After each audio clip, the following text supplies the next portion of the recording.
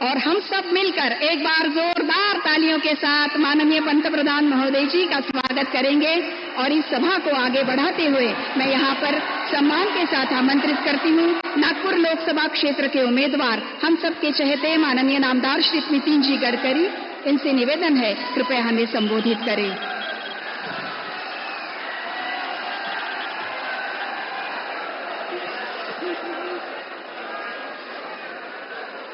हमारे देश के लोकप्रिय प्रधानमंत्री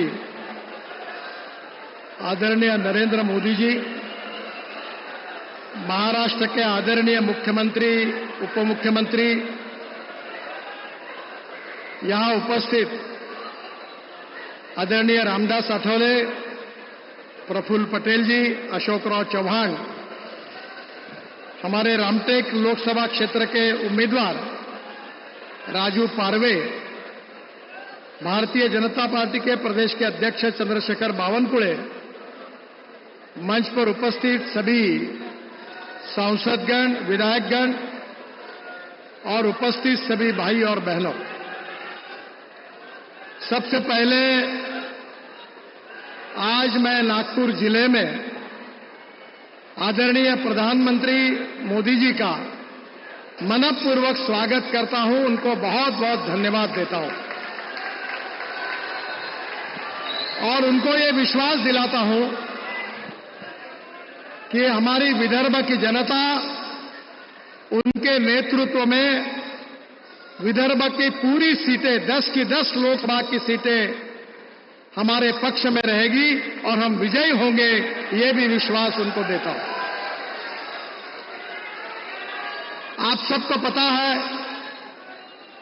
कि आप पूरा विदर्भ का विकास कैसा हुआ, नागपुर जिले का कैसा हुआ और नागपुर शहर का कैसा हुआ, यह आपने देखा है। आदरणीय मोदी जी ने हमारी मेट्रो का भूमि पूजन किया था। उसके बारे में मेट्रो हमारी कनान नदी तक आने वाली थी।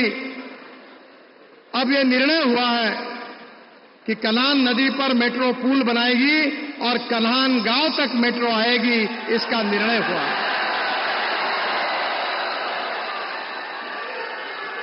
मुझे इस बात की खुशी है कि बाबा साहेब आंबेडकर जी ने जिस दीक्षा भूमि पर बौद्ध धर्म की दीक्षा ली थी, उस दीक्षा भूमि को विकसित करने का कार्य हमने लगातार किया है। देवेंद्र जी जब महापौर थे, मैं महाराष्ट्र सरकार में मंत्री था, तब से हमने दीक्षा भूमि का पूरा काम पूरा करने की कोशिश की। ड्रैगन टेम्पल के लिए देवेंद्र जी ने 200 करोड़ रुपए दिए, ताजबाग के लिए पैसे दिए, परमात्मा एक सेवक समाज के लिए हमारे जो आदरणीय बाबा है श्रद्धेय जी, उसके लिए परमात्मा एक आश्रम के लिए हमारे शेखनाथ शिंदे जी और देवेंद्र जी ने 77 करोड़ रुपए उनके लिए दिए। कोई भी निर्णय हमारी सरकार में जात के आधार पर, पंथ के आधार पर, धर्म के आधार पर नहीं होता। प्रधानमंत्री ने उज्ज्वला योजना की शुरुआत की, क्या कभी उसमें कोई जातिवाद हुआ? हिंदू, मुसलमान, कोई भी हो, दलित हो, आदिवासी हो, सबको उसका फायदा मिला। आयुष्य योजना में कोई हमने जातिवाद किया? सबका साथ, सबका विकास और सबका प्रयास, इसी तत्व को लेकर हमने कार्य किया है।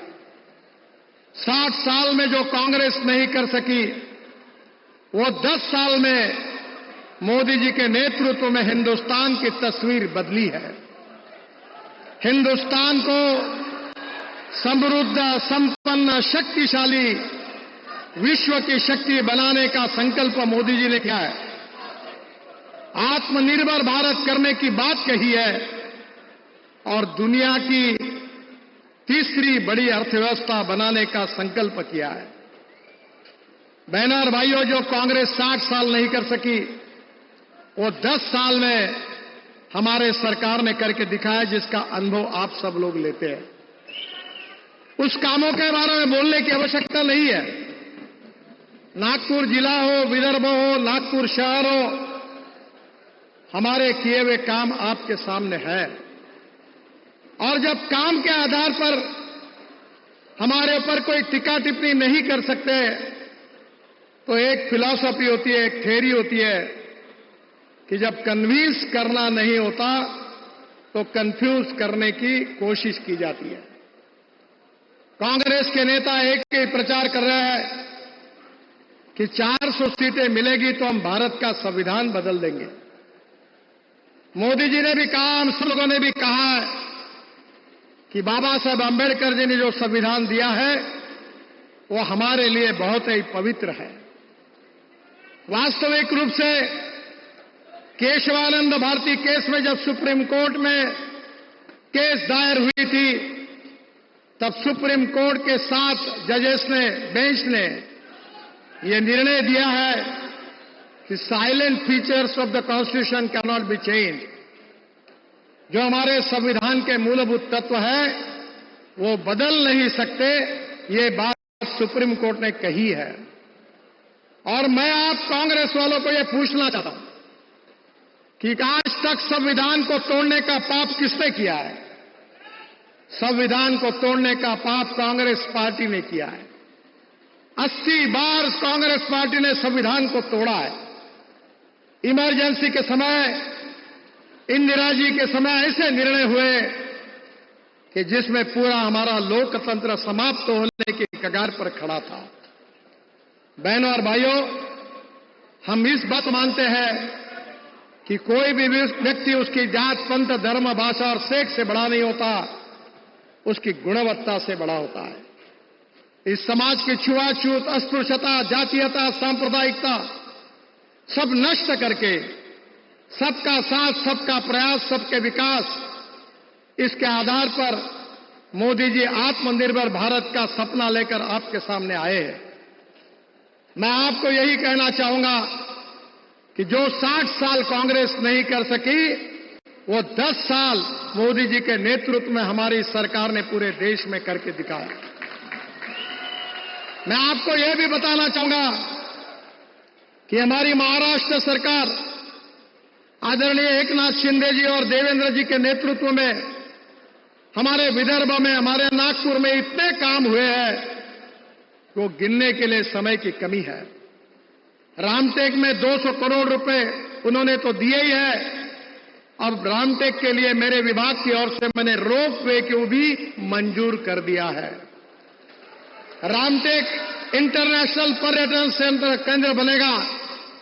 उमरेड, जहां हमारे यहां टाइगर है, नागपुर को टाइगर कैपिटल कहते हैं। विश्व के लोग टाइगर देखने के लिए नागपुर में आते हैं। हमारा पेंच, हमारा उमरेड, हमारा ताड़ोवा, इसके लिए पूरे दुनिया से, पूरे विश्व के लोग आ रहे हैं। और इसलिए मैं आपको विश्वास के साथ बताना चाहता हूं कि जब पर्यटन बढ़ता है तो रोजगार की निर्मित होती है। मोदी जी ने जिस इकोनॉमी को स्वीकार किया है, जिसके कारण हमारे कृषि विकास का दर बढ़ेगा, सिंचाई को प्राथमिकता दी है। आशीष जायसवाल जी बहुत बार मुझे मांग करते थे कि पेश का पानी नागपुर शहर को जाता है और रामटेक तहसील में किसानों को पानी नहीं मिलता। हमने नागपुर महानगर पालिका का सीवेज का गंदा पानी शुद्ध करके महाराष्ट्र सरकार के कोराड़ी और खापरखेड़ा प्रकल्पों को दिया और जिसके कारण ये 300 MLD पानी बचा। अब रामटेक का पानी, पेंच का पानी टेल एंड तक जाकर रामटेक तालुका के सब गांवों तक पानी मुबलक रूप से पहुंचा है, क्योंकि किसानों के हित के लिए हमने ये काम किया है। किसानों को समृद्ध और संपन्न कैसे बने, किसानों के लिए केवल अन्नदाता नहीं, किसान ऊर्जादाता बने। केवल ऊर्जादाता नहीं, अब तो किसान विटामिन तैयार करने लगे हैं, हवाई ईंधन तैयार करने में लगे हैं, हाइड्रोजन की निर्मित में लगे हैं। तो मुझे विश्वास है कि इस देश के किसान का, गांव गरीब मजदूर सबका भविष्य बदलने वाला है। परिस्थितियां बदल रही है। बिहार में 68,000 नागपुर शहर और जिले के युवाओं को रोजगार मिला है और अगले 5 साल में मैं आपको विश्वास दिलाता हूं कि नागपुर शहर और जिले में कम से कम 1 लाख युवाओं के हाथों को काम मिलेगा, ये विश्वास मैं आपको देना चाहता हूं। मैं आपसे अनुरोध करूंगा कि जो कंफ्यूज करके गलत प्रचार कर रहे हैं, कभी अल्पसंख्यक समाज को डराते हैं कि देखो मोदी जी आएगी, भारतीय जनता पार्टी आएगी तो आपको कटवा देंगे, पाकिस्तान भिजवा देंगे। सुरक्षित रहना है तो पंजे पर मोहर लगाओ।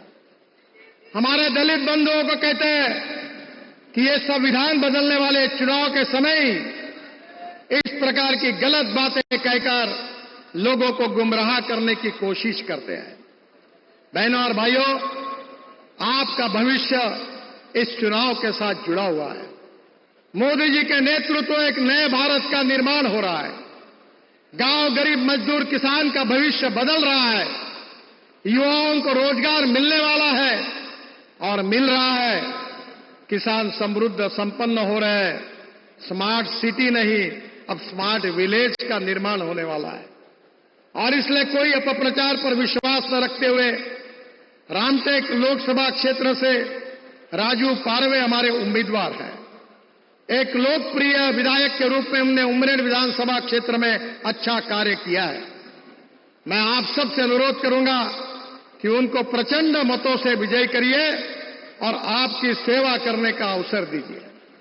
और मेरा विश्वास है कि फिर से एक बार नागपुर जिले की जनता, विदर्भ की जनता, महाराष्ट्र की जनता, ये छत्रपति शिवाजी महाराज, महात्मा ज्योतिबा फुले, बाबा साहेब अंबेडकर, इनका महाराष्ट्र है।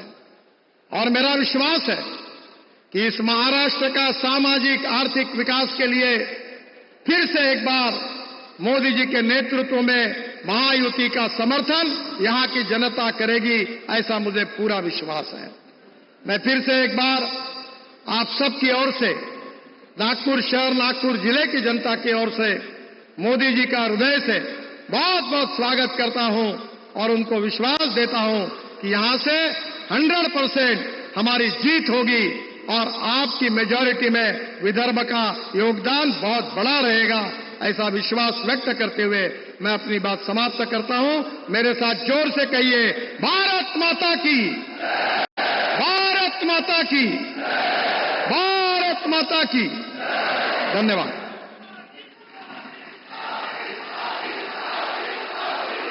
बहुत बहुत धन्यवाद आदरणीय गडकरी जी। इसके बाद मैं यहां पर आमंत्रित करती हूं महाराष्ट्र के मुख्यमंत्री माननीय नामदार श्री एकनाथ जी शिंदे।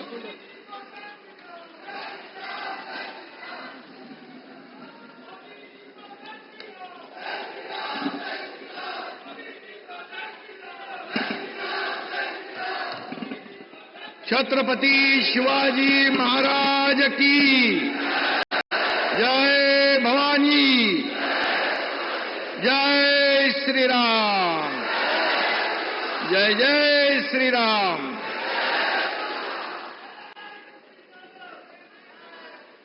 प्रभु रामचंद्र जी के पद चिन्हों से पावन हुई इस पवित्र धरती पर देश में नहीं बल्कि दुनिया में सबसे नंबर 1 के लोकप्रिय नेता और यशस्वी प्रधानमंत्री नरेंद्र मोदी जी का मैं रामटेक में तहे दिल से स्वागत करता हूं।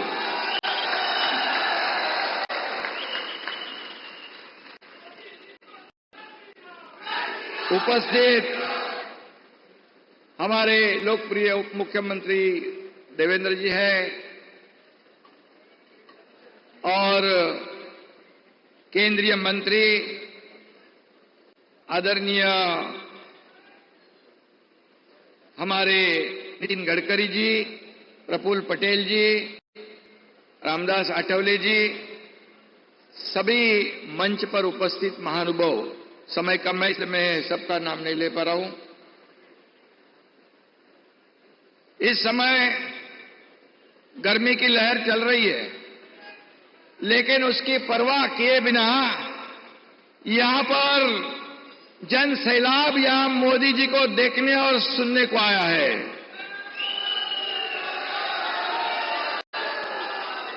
गर्मी से बड़ी मोदी प्रेम की लहर पूरे महाराष्ट्र में, पूरे देश में हमें दिखाई पड़ रही है। मोदी जी का हेलीकॉप्टर जैसे ही आवाज करता है तो सब लोग खड़े हो जाते हैं स्वागत के लिए। इतनी बड़ी लोकप्रियता इस महाराष्ट्र के जनता में आपके प्रति है और इसलिए मोदी मोदी मोदी ऐसी पूरे देश में ये जयकार सुनाई दे रही है। और वो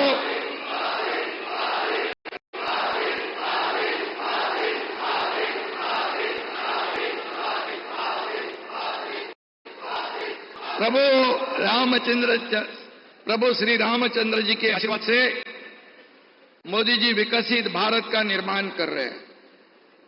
छत्रपति शिवाजी महाराज जी को अभिप्रेत सुराज्य निर्माण कर रहे हैं।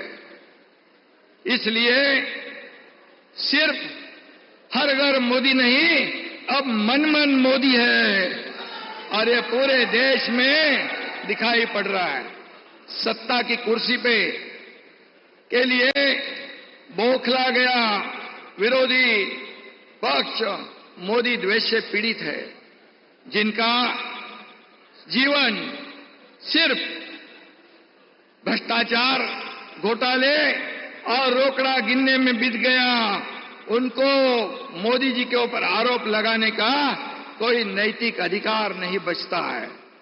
और इसलिए मराठी में एक कहावत है की अंगात नाही बळ आणि चिमटा काढून पळ।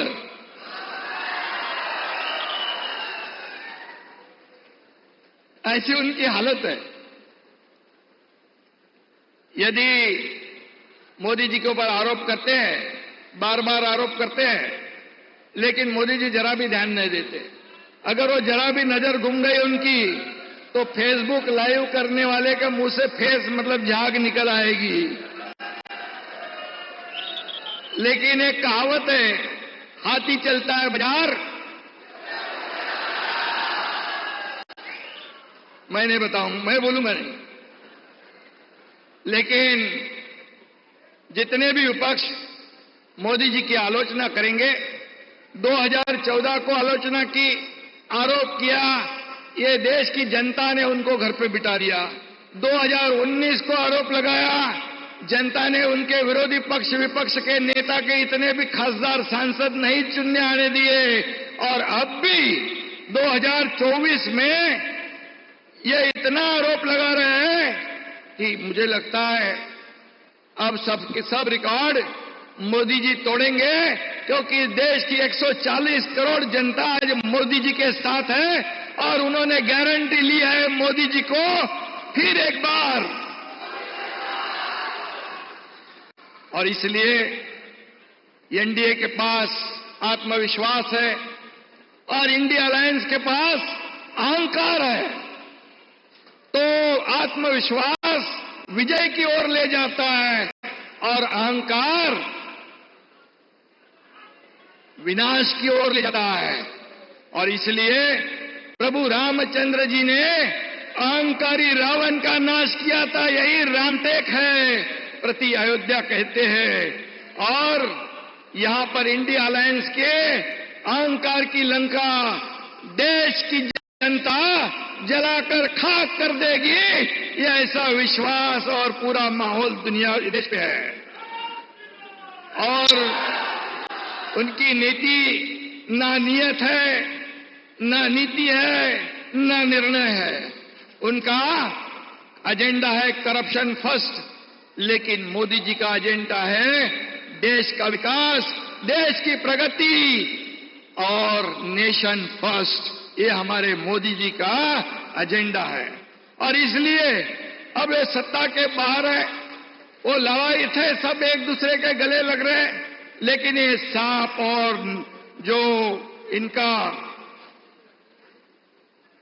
निवाल का है, सांप मुंगूस नेवला, सांप और नेवला की जो दोस्ती हुई है, ये जनता खूब अच्छी तरह जानती है।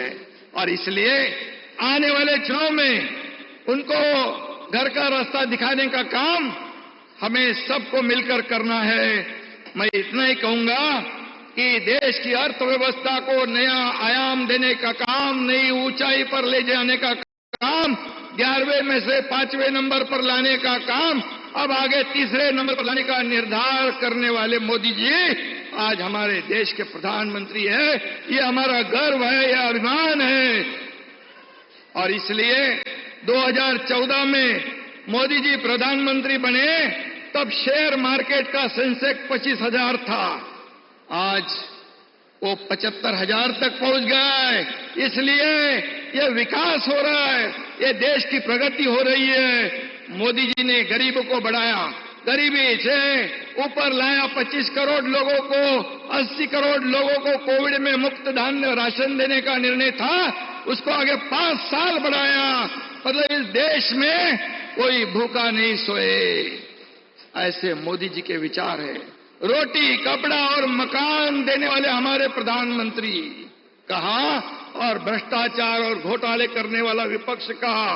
एक आदिवासी समुदाय की बेटी को इस देश के सर्वोच्च पद पर बिठाने वाले मोदी जी, और यहां पर उनको राष्ट्रपति बनाया, और हमारे देश के बेटी को राष्ट्रपत्नी कहकर अपमान करने वाले कांग्रेस कहां पर। और इसलिए इस देश की आदिवासी जनता ये कांग्रेस को आने वाले चुनाव में पूरी तरह इसका बदला जरूर लेंगे, क्योंकि दलित आदिवासी को सिर्फ कांग्रेस वोट बैंक करके इस्तेमाल करती थी, लेकिन मोदी जी ने उनके जीवन में बदलाव लाने का काम किया है, उनका जीवन बदल डालने का काम किया है, और उनके जीवन को बदलने का गारंटी ली हुई है। यह फर्क है। और इसलिए मैं इतना ही कहूंगा कि इस देश के हर वर्ग को, किसान हो, कामगार हो, माता बहनें हो, गरीब हो, शोषित हो, पीड़ित हो, दलित हो, सबका उत्थान करने का काम मोदी जी ने किया है। और इसलिए रामटेक नहीं, नागपुर नहीं, पूरा महाराष्ट्र नहीं, पूरा देश इंतजार कर रहा है वोटिंग डे का, मतदान करने का। और इसलिए यहां पर आने वाले 19 तारीख को गडकरी साहेबांचं पण 19 आहे, 19 तारखेला या रामटेक मधून राजू पारवे यांना त्यांच्या नावासमोरचं धनुष्यबाणचं बटन दाबून त्यांना प्रचंड मताने विजयी करायचं आहे। आणि नागपूरमधून आपले नेते नितीन गडकरी साहेबांना त्यांच्या निशाणी समोरचं कमळाचं बटन दाबून आपण विजयी करूया, एवढंच सांगतो। आणि अब की बार फिर एक बार धन्यवाद। जय हिंद, जय महाराष्ट्र, जय श्री राम।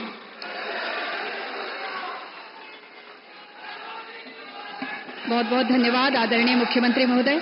और अब हम सब मिलकर तालियों के साथ आमंत्रित करते हैं हमारे यशस्वी प्रधानमंत्री, कर्मयोगी, परम आदरणीय श्री नरेंद्र जी मोदी को।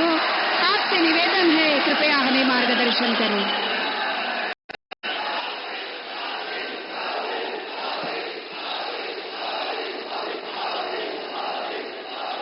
भारत माता की, भारत माता की, भारत माता की।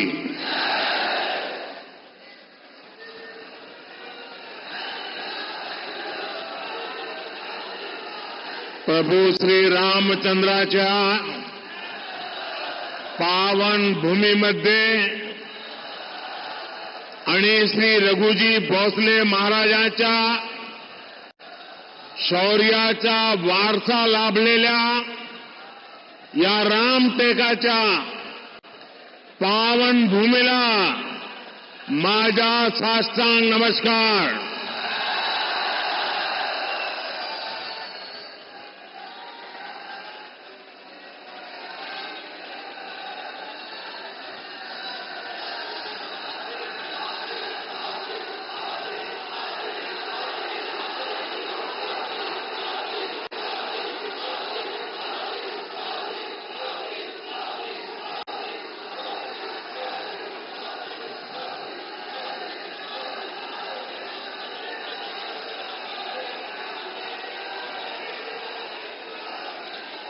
क्या वो छोटी बालिका राम बन के आई है क्या?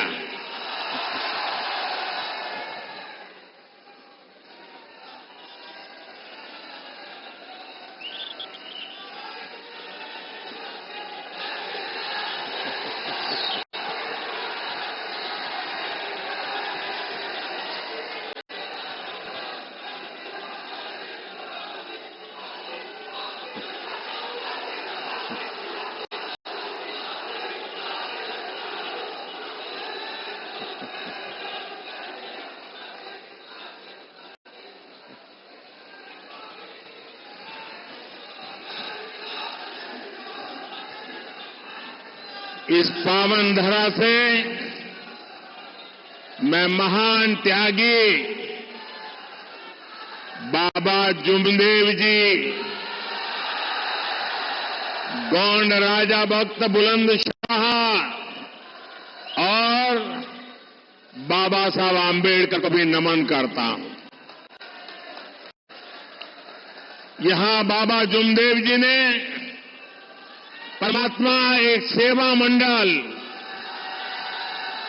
इसके माध्यम से जो नशा मुक्ति का अभियान चलाया है, उसकी जितनी प्रशंसा की जाए वो कम है। मैं इस अभियान से जुड़े सभी लोगों की सराहना करता हूं। साथियों, शाम हो रही है, लेकिन आपका उत्साह देखकर लगता है कि अभी दिन शुरू ही हुआ है।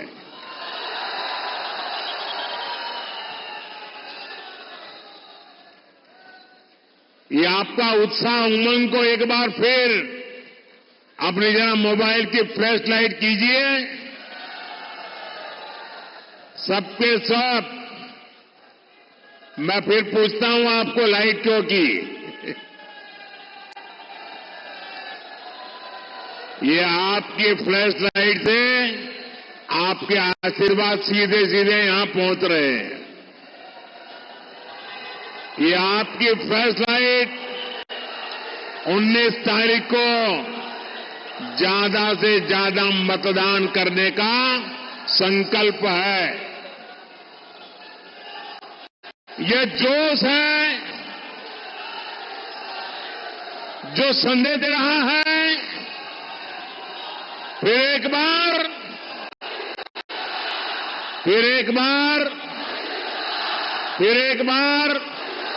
4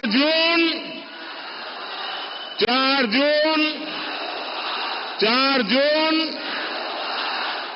भाई और बहनों, 19 अप्रैल को आपको सिर्फ एक सांसद नहीं चुनना है, आपको अगले 1000 साल के भारत की नींव मजबूत करने के लिए मतदान करना है। आपको विकसित भारत के संकल्प के लिए मतदान करना है। साथियों, आजकल ये टीवी वाले, मीडिया वाले चुनाव को लेकर लगातार सर्वे दिखा रहे हैं। इस सर्वे में एनडीए की बम्पर जीत दिखाई दे रही है, लेकिन मैं आज मीडिया वालों की मदद करना चाहता हूं। ये सर्वे के पीछे ये मीडिया वाले इतना खर्चा क्यों करते हो भाई? इनको पैसा बचाने का एक फॉर्मूला आज मैं देना चाहता हूं। जब मोदी को गालियां बढ़ जाएं तो रुझान समझ जाइए, फिर एक बार जब ये लोग मेरे स्वर्गीय पिताजी या माताजी को गाली देने लगे तो समझ जाइए, फिर एक बार जब ईवीएम पर सवाल उठने लगे तो रुझान समझ जाइए फिर एक बार। साथियों, आजकल ये इंडी गठबंधन वाले और उनके लोग ये झूठ भी फैला रहे हैं कि मोदी तीसरी बार सरकार में आया तो लोकतंत्र और संविधान खतरे में पड़ जाएगा। अभी नितिन जी ने उसका बड़ा जम करके जवाब दिया है। मैं जब से राजनीति में आया हूं, ये कोई ऐसा चुनाव नहीं गया है जिसमें उन्होंने ये घिसी पीटी कथा न सुनाई हो। अटल जी की सरकार बनी तब भी ऐसे ही गीत गा रहे थे। इसका मतलब इनकी बैंकरप्सी इतनी है कि इनके पास कोई नया आइडिया भी नहीं है। इमरजेंसी के दौरान क्या लोकतंत्र खतरे में नहीं पड़ा था? पूरब से पश्चिम तक, उत्तर से दक्षिण तक अगर इन लोगों के परिवार का सरकार का एक प्रकार से कब्जा था, चारों तरफ वही नजर आ रहे थे, क्या उस समय लोकतंत्र खतरे में नहीं पड़ता था? एक गरीब का बेटा जैसे ही देश का प्रधानमंत्री बन गया, इन्हें लोकतंत्र और संविधान खतरे में दिखाई देने लगा। ये इंडी गठबंधन वाले कभी गरीब को आगे बढ़ते हुए नहीं देख सकते। अभी हमारे शिंदे जी कहावत बता रहे थे। मराठी में एक और कहावत है, काठी मारल्याने पाणी दुभंगत नाही। यानी पानी में जितनी लाठी मारी जाए, पानी में कभी भेद नहीं हो सकता है। गरीब के इस बेटे पर ये लोग चाहे जितना हमला करें, मोदी देश की जनता की सेवा के संकल्प से पीछे नहीं हटेगा। साथियों, ये इंडी गठबंधन वाले पूरी ताकत से देश के लोगों को बांटने में जुटे हैं। वो जानते हैं कि देश के लोग एकजुट हो गए तो इंडी गठबंधन वालों की राजनीति खत्म हो जाएगी। इसलिए मैं महाराष्ट्र के लोगों से कहूंगा, देशवासियों से कहूंगा, एकजुट होकर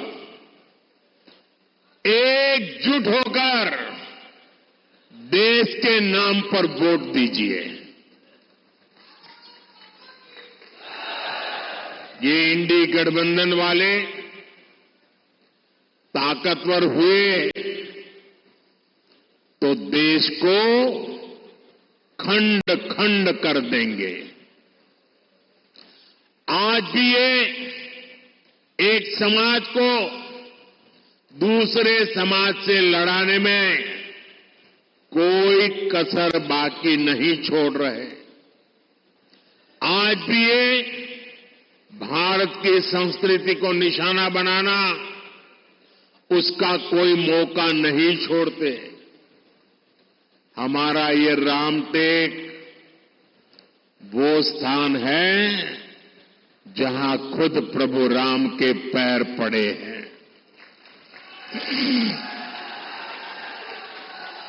इस बार रामनवमी पर अयोध्या में हमारे रामलला टेंट में नहीं, भव्य मंदिर में दर्शन देंगे।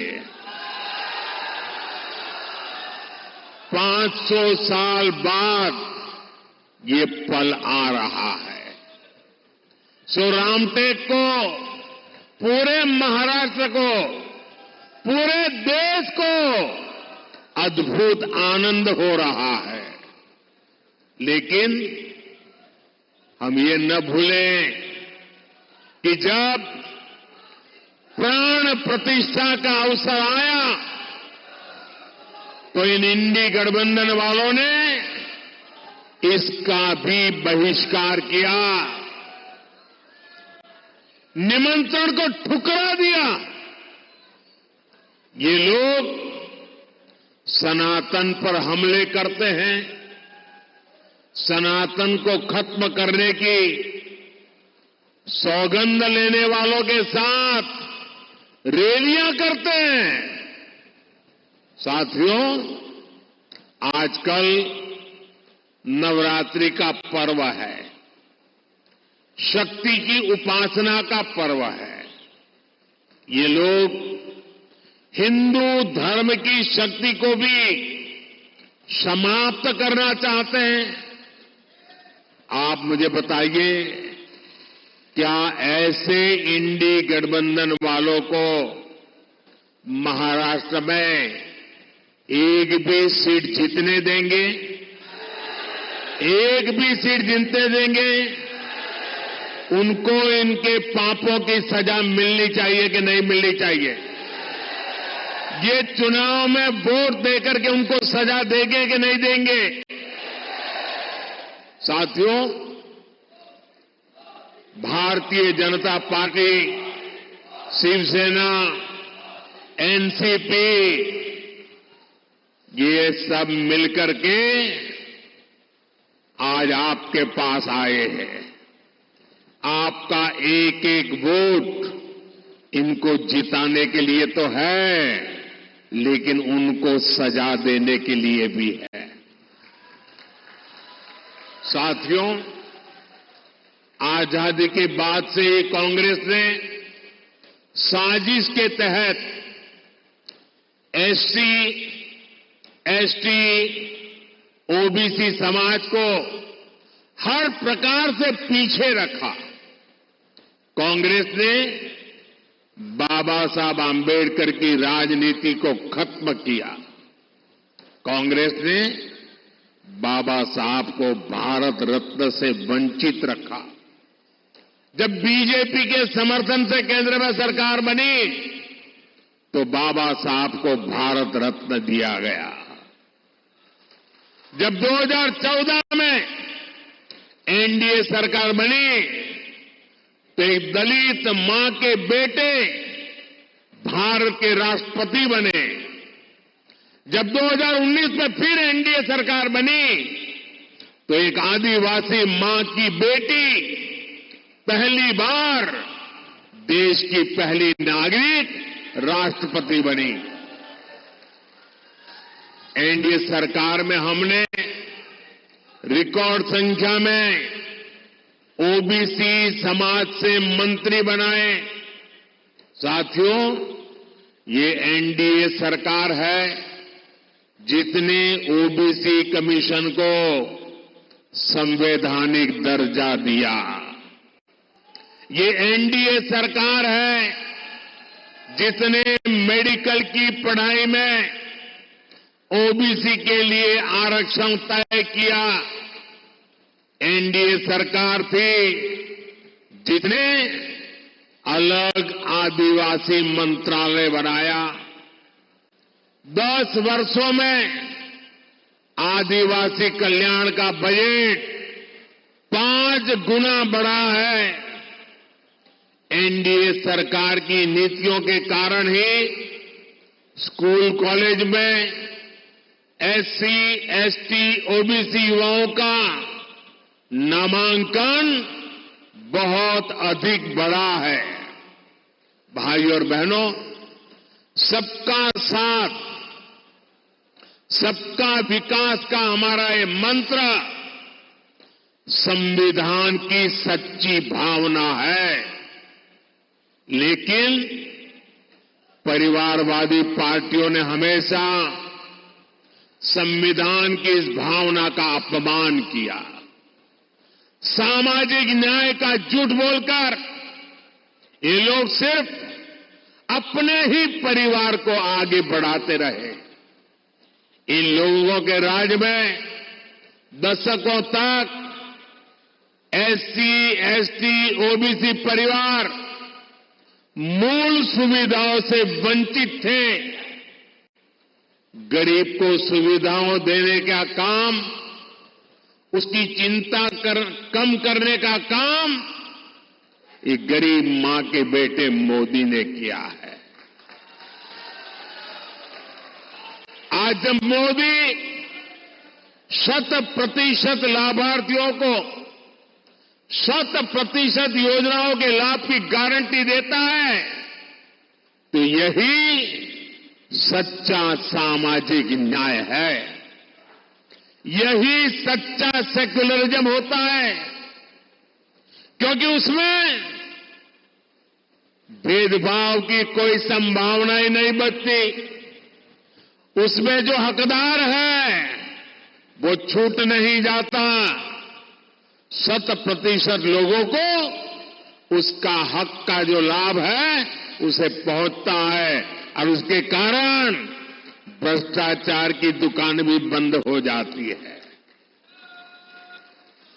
गरीब को पक्के घर देने की गारंटी हो, मुफ्त राशन देने की बात हो, मुफ्त इलाज की बात हो, टॉयलेट, बिजली, पानी, गैस कनेक्शन की गारंटी हो, मोदी की इन गारंटियों के बहुत बड़े लाभार्थी एससी, एसटी, ओबीसी परिवार ही है।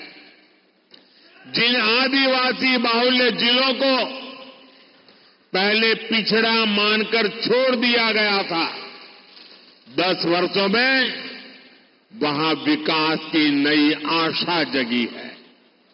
इसका परिणाम यह है कि 25 करोड़ देशवासी गरीबी से बाहर निकले हैं। इसमें आकांक्षी जिलों ने, एस्पिरेशनल डिस्ट्रिक्ट ने बेहतरीन प्रदर्शन किया है। इसलिए मैं कहता हूं कि जब नीयत सही तो नतीजे भी सही। भाई और बहनों, ये कांग्रेस है जिसने एक देश, एक संविधान लागू नहीं होने दिया। ये आज संविधान के नाम पर झूठ फैलाने वाले लोग, मैं उनको सवाल पूछता हूं, अगर आपके लिए संविधान इतनी अहमियत थी तो आपने बाबा साहब आंबेडकर के संविधान को पूरे हिंदुस्तान में लागू करने की हिम्मत क्यों नहीं दिखाई? 70-75 साल तक बाबा साहब आंबेडकर का संविधान पूरे हिंदुस्तान में लागू नहीं हुआ था। कौन जिम्मेवार है? कौन जिम्मेवार है? कौन जिम्मेवार है? ये मोदी है जिसने कश्मीर से कन्याकुमारी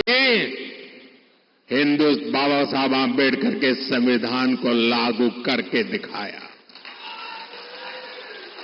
कांग्रेस ने जम्मू कश्मीर में अलगाव और आतंक को हवा देने वाला आर्टिकल 370 बनाए रखा। जम्मू कश्मीर का संविधान अलग था, हम सबका संविधान अलग था। 370 की एक दीवार खड़ी कर दी गई थी, और मोदी ने जब कहा 370 हटानी है तो कहते थे आग लग जाएगी। कहीं आग लगी भाई? आग लगी क्या? 370 हटी कि नहीं हटी? कश्मीर में संविधान लागू हुआ कि नहीं हुआ? बाबा साहब आंबेडकर की आत्मा जहां होगी, आज मोदी को और हम सबको आशीर्वाद देती होगी। लेकिन मोदी ने जब आर्टिकल 370 हटाया तो कांग्रेस के अध्यक्ष क्या कहते हैं, सुना है आपने? कांग्रेस के अध्यक्ष कहते हैं कि ये मोदी जहां जाते हैं वहां 370 बोलते हैं। अरे भाई, इसका 370 का राजस्थान में क्या लेना देना, आंध्र में क्या लेना देना? ये 370 हटाने से देश को फायदा क्या हुआ?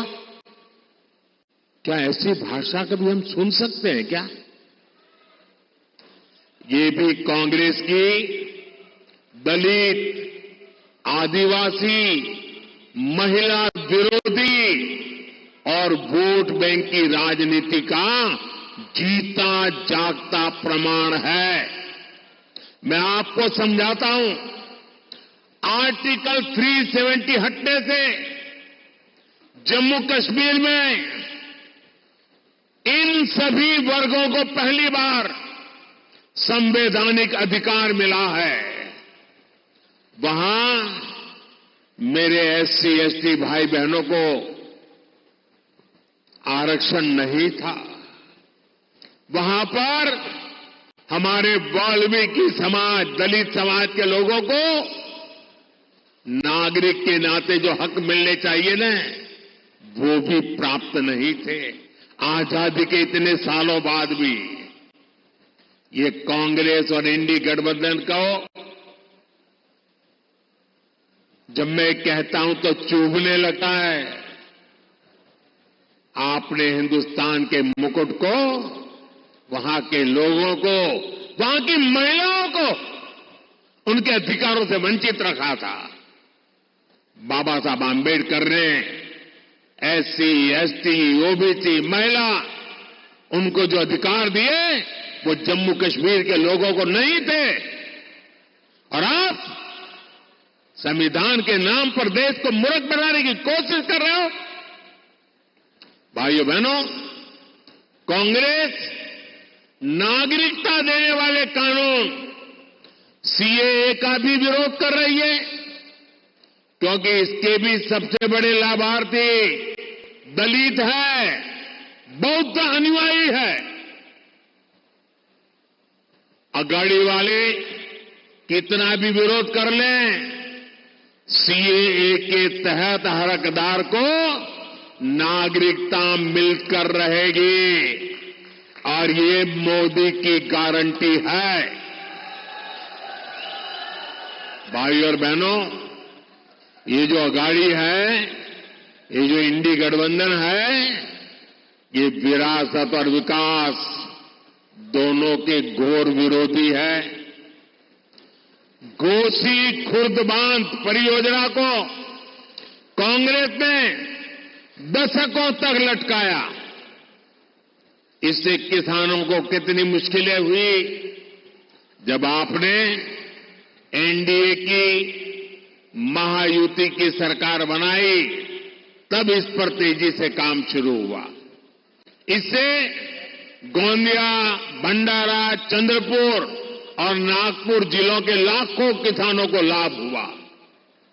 यहां पीने के पानी और सिंचाई के पानी के लिए एकनाथ जी, देवेंद्र जी और अजीत जी की टीम शानदार काम कर रही है, रात दिन काम कर रही है। हर घर नल से जल पहुंचे। मोदी की इस गारंटी को पूरा करने में ये मेरे साथी दिन रात जुटे हुए हैं। साथियों, विकसित भारत के निर्माण में हमारे किसान एक मजबूत स्तंभ है। महाराष्ट्र में पीएम स्वनिधि के तहत हजारों करोड़ रुपए किसानों के खाते में पहुंचे हैं।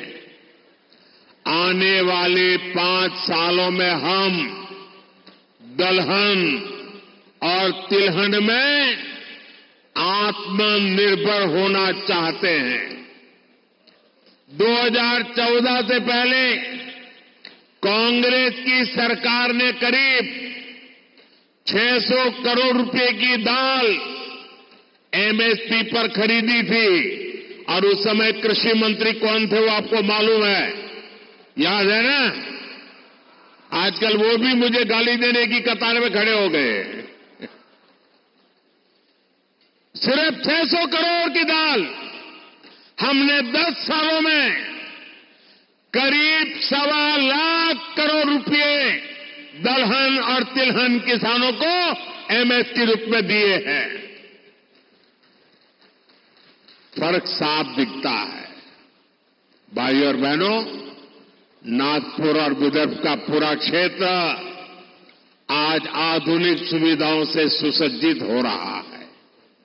आज नागपुर में IIM, triple IT, AIIMS, national law university है। आज नागपुर में मेट्रो की रफ्तार है। गोंदिया में बिरसी एयरपोर्ट का विस्तार हो रहा है। अमरावती में टेक्सटाइल पार्क बन रहा है। रामायण सर्किट और बुद्ध सर्किट पर भी काम हो रहा है, जो टूरिज्म को बहुत बढ़ावा देने वाला है। बाला साहब ठाकरे महाराष्ट्र समृद्धि महामार्ग से इस पूरे क्षेत्र का कायाकल्प होने जा रहा है। ऐसा विकास एक ईमानदार, मजबूत और स्थिर एनडीए सरकार ही कर सकती है। साथियों, 10 सालों में विकास के बहुत सारे काम हुए हैं, लेकिन ये तो ट्रेलर है।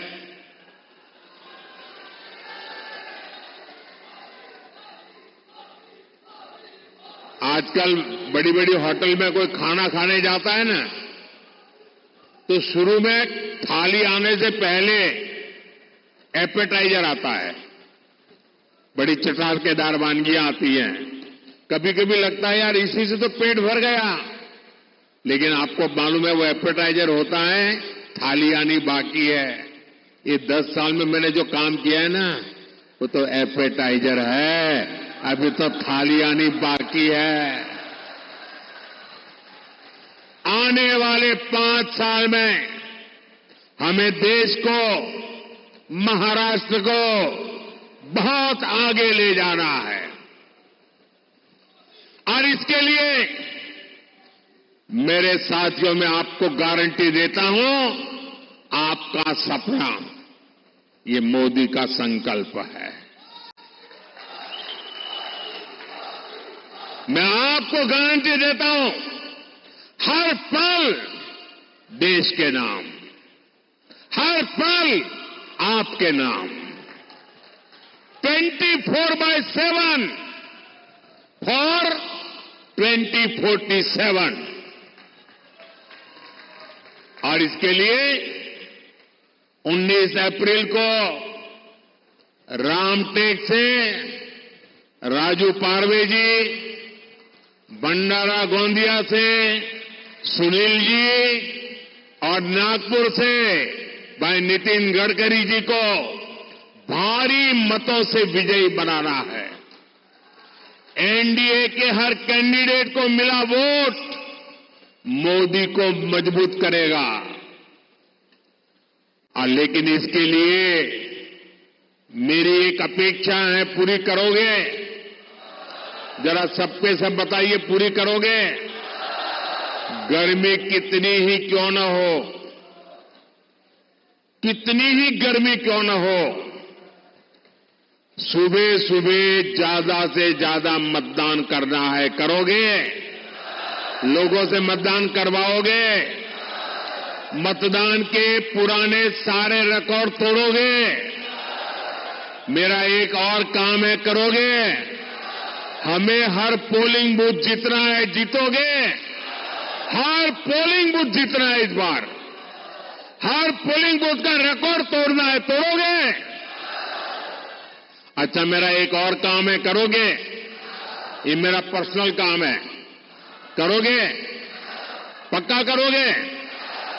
देखिए, आप चुनाव प्रचार में घर घर जा रहे हैं, तो लोगों को जरूर घर में जाकर के बताना कि मोदी जी रामटेक आए थे और मोदी जी ने आप सबको राम राम कहा है। मेरे राम राम पहुंचा दोगे? हर घर में पहुंचा दोगे? जब माताओं बहनों को बुजुर्गों को मेरा राम राम कहोगे ना, तो वो मुझे आशीर्वाद देंगे। वो आशीर्वाद मुझे ऊर्जा देता है आपके लिए जीने के लिए, आपके लिए जूझने के लिए, आपके लिए दौड़ने के लिए, आपके लिए दिन रात खपाने के लिए मुझे वहां से ताकत मिलती है। और इसलिए ये मेरा व्यक्तिगत काम है। आप घर घर जाकर के हर एक को मेरा राम राम पहुंचाओगे? पक्का पहुंचाओगे? मेरे साथ बोलिए, भारत माता की, भारत माता की, भारत माता की, वंदे वंदे वंदे वंदे वंदे वंदे वंदे। बहुत बहुत धन्यवाद।